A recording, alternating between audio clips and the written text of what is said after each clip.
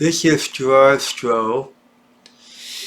I'm a multi-talented musician. I had to put down my mouse, but okay, you see in the background, I'm filming myself. You see my stack of keyboards behind me. I play keyboards, piano. I play the church organ with the pedals with the two manuals. I'm also diverse in recording techniques, how to record on analog and digital. Analog recording, you gotta have everything perfect because you can't do what you can with digital when it comes to editing, like tracks. Or what's nice about digital recording, the tracks are unlimited. With analog, like the Beatles, they only have 4 tracks, but they use more than one 4-track machine. That's why some of the music sound like they have like 8 tracks or more. But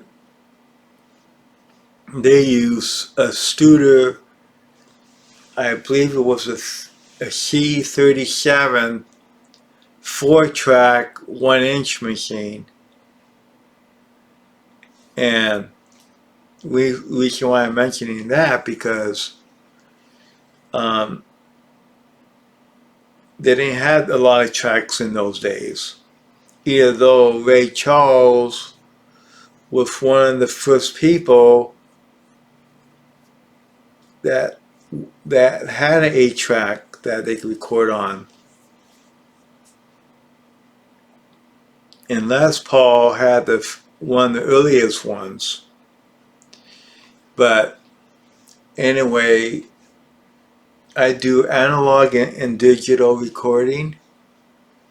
And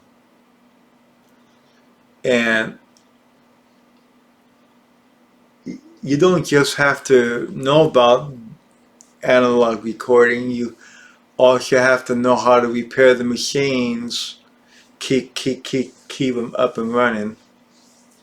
Not so bad on the mixers, as is more typical when you have to diagnose a problem with a reel-to-reel tape machine, because that's what they used to use in these big studios.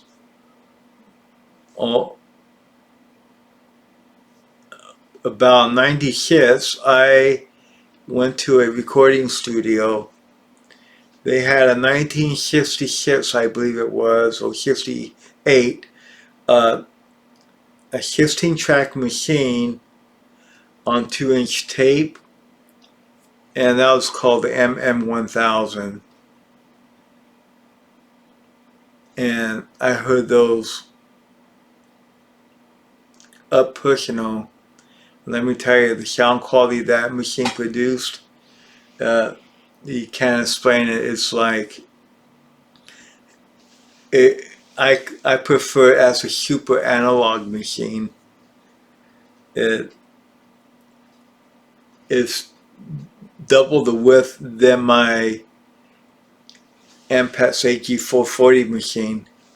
You had to put those two together to equal one of those big machines. But I also do digital recording. One of my friends set me up made a couple computers for me. I got a really fast rack mount desktop computer that I use Studio One to record on.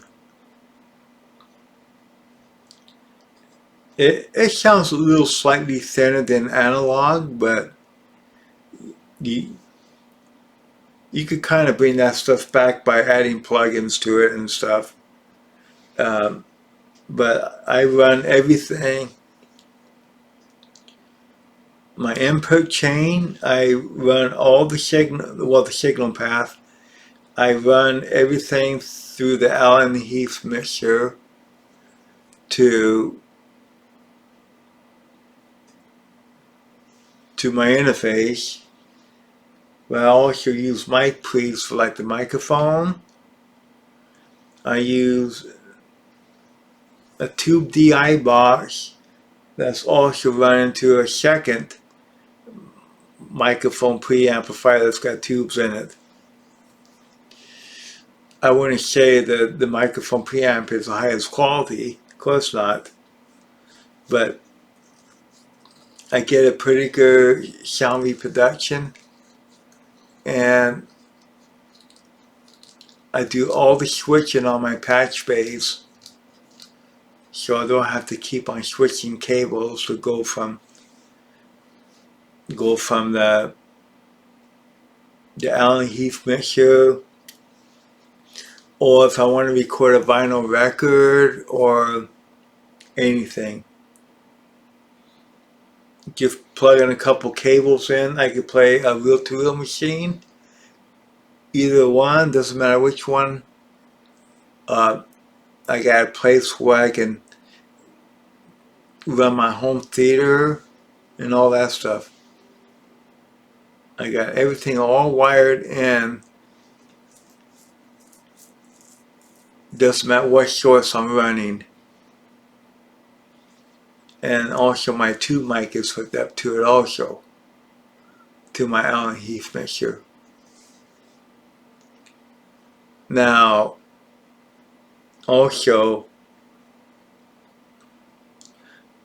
the musical instruments I play stand-up bass, upright, regular upright acoustic bass. I play an electric upright. I play very little violin, play a lot of guitar, rhythm and lead guitar, slide guitar, mandolin, drums, some banjo. I play the little bit of the ukulele, it's just like the guitar. I play acoustic and electric mandolin. And of course I play slide guitar. But I put the guitar on my lap and I play like a lap steel. I got 2 guitars set up for that. And I know a lot of the ins and outs of some digital recording, not all, because there's so much to it. I just learned as trial and error. And when you do any kind of recording, you gotta know a lot about the outboard gear, especially if you're doing analog. And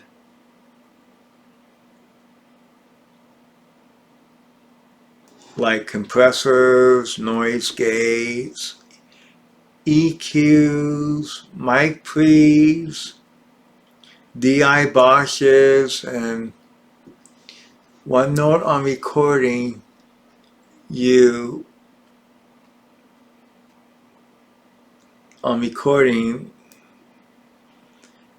gotta have your guitar or instrument tuned perfectly. And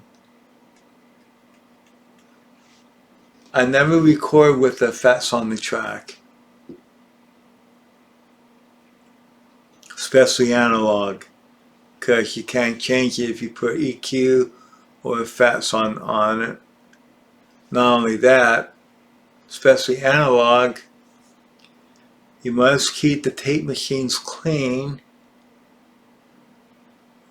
and I'm going to do a video on that too, not tonight, but I want to do a video on that, how to clean a tape machine in depth, and I can use my 16-track machine for that. You know what to do. So like I said, I wire all this stuff up myself, and I believe that you should run everything balanced. I don't like to use unbalanced lines. If you're only going 2 feet, then that's different. And here's the biggest kicker. I got 8 turntables in my bedroom, and I have a 16-channel mixer in there, and I set up the channels. I use my ear. I set the EQ for the phono cartridge I'm using, the bass, the mid-range, and the treble, and the gain, and those are in my bedroom.